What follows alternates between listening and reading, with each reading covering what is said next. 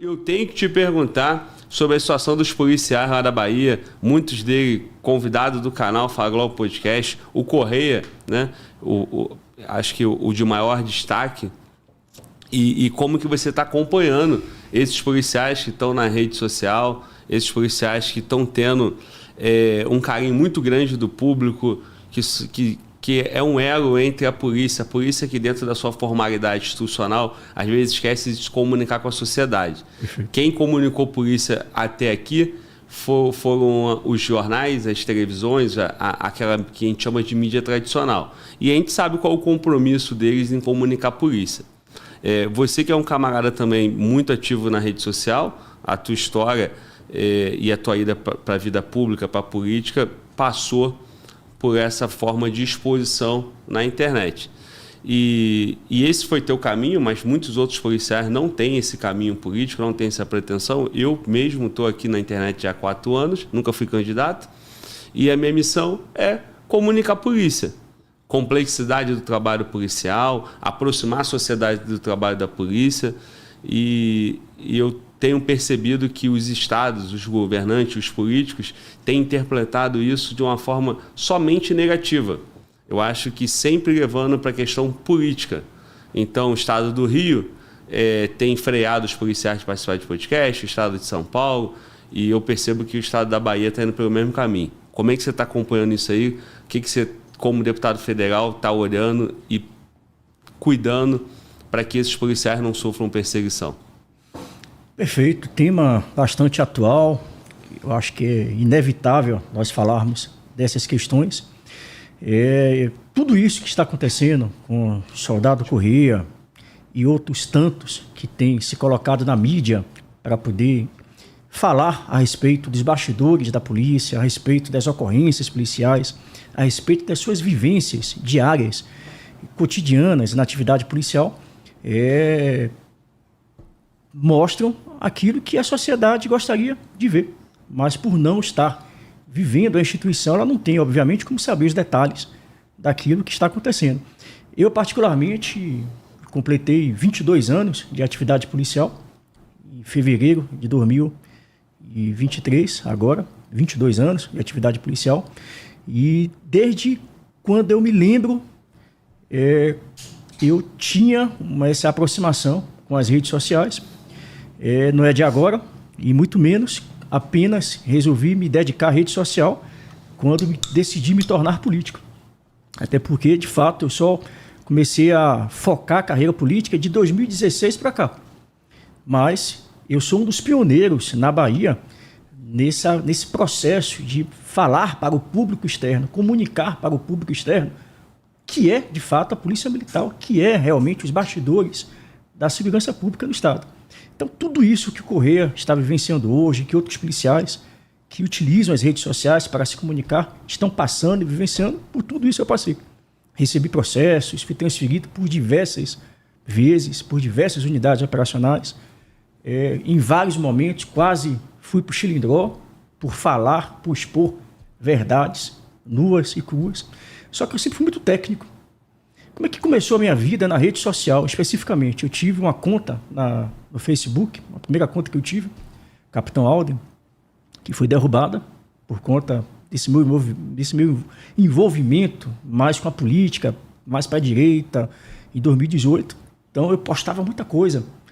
E aí terminou que minha rede terminou sendo censurada, eu perdi essa conta, não consegui recuperar, mas era a conta que tinha mais de 20 milhões de visualizações mês. O engajamento era muito alto. E por que era muito alto o engajamento? Meu foco era a atividade policial. O que eu fazia há 12 anos atrás? Que era a minha marca. Eu pegava vídeos policiais de São Paulo. Hoje São Paulo produz muito conteúdo. Na época, já produzia muito conteúdo de ocorrências, de atividades desenvolvidas pela Polícia Militar de São Paulo e alguns outros estados.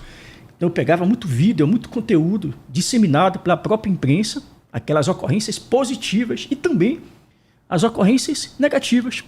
Mas em que sentido? Eu pegava aquela ocorrência policial que deu errado e fazia um tratamento técnico, jurídico. A rede social, naquela época, era focada para o público policial.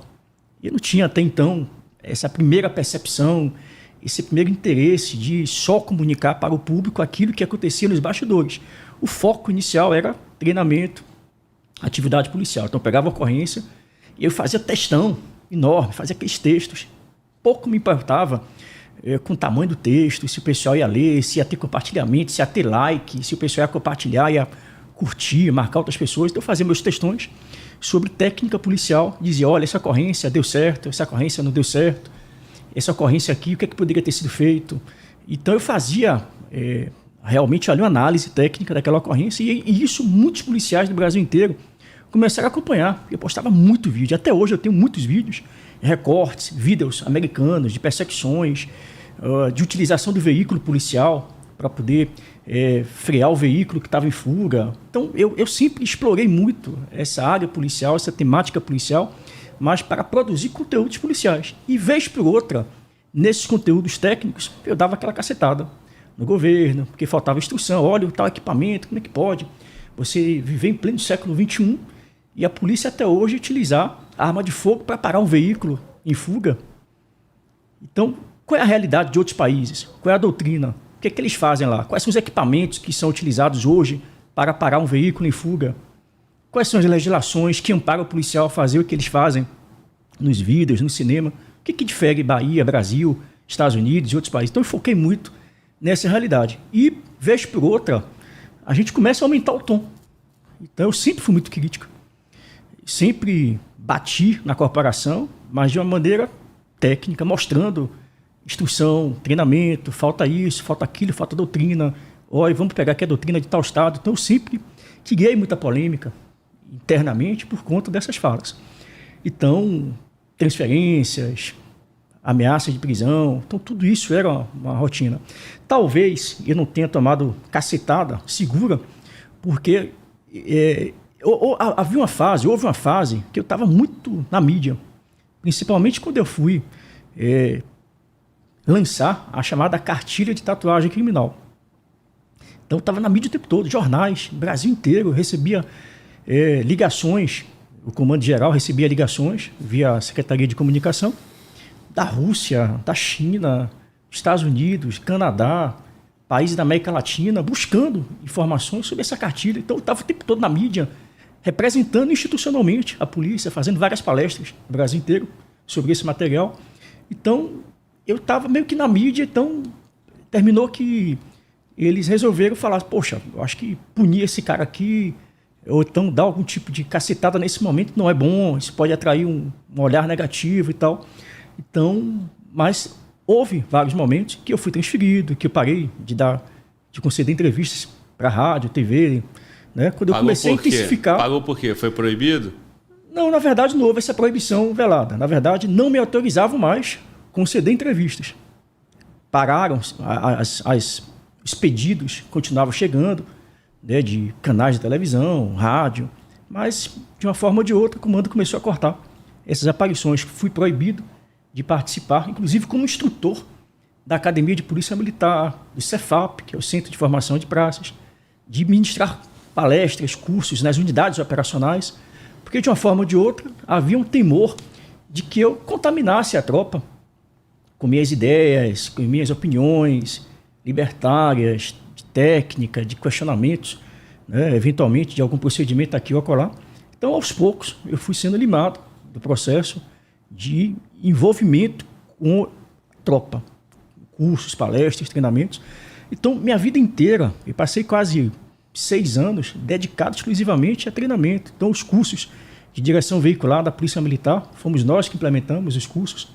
Inclusive, quando houve uma greve na Polícia Militar em 2001, né, o movimento paredista, um dos motivos pelos quais a tropa parou foi: não tinha curso condutor de veículo de emergência, que o CTB exigia como pré-requisito indispensável para conduzir o veículo.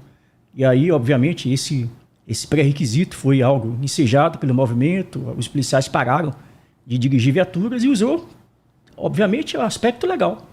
O próprio CTB exigia. Então, como é que você vai contrapor o CTB? Ele exige, o policial que dirigir vai ser punido, pode ser inclusive alcançado no eventual acidente, ele não tendo curso ou não sendo preparado para tal. E aí me colocaram justamente na frente do curso, como eu conhecia muito de técnica policial, direção policial, fiz curso em São Paulo, o curso de especialização de motorista policial. Então, a gente trouxe todo esse know-how para a Bahia e a gente formou muita gente. Mais de 5 mil policiais passaram por minha mão nesse curso. E passei 3 anos e meio ministrando o curso, junto com a soldada Luciana, hoje sargento Luciana, o sargento Paulo Sérgio, hoje o subtenente Paulo César, uma equipe que realmente me ajudou nesse processo. Então, eu sempre tive muito contato com a tropa, nos quartéis, nas unidades especializadas. Então, tudo isso fez com que a gente se tornasse mais conhecido e eu estava muito próximo da tropa.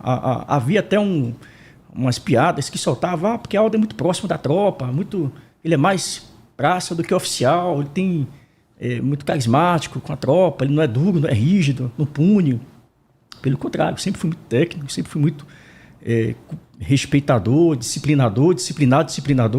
Então não havia nada que, obviamente, tivesse relação com a minha conduta como profissional, como oficial, ou a relação com a praça. Eu era técnico, eu era instrutor, orientava a tropa sempre para fazer o correto. E ainda assim você era transferido de um canto para o outro, por quê? Eu fui transferido se você era um cara treinado, um cara capacitado, um cara que tinha boa relação com a tropa, um cara envolvido com a polícia, por que você era transferido de um lado para o outro? Primeiro porque o sistema não gosta de pessoas inteligentes, não gosta de pessoas preparadas, de alguma maneira influenciando a tropa.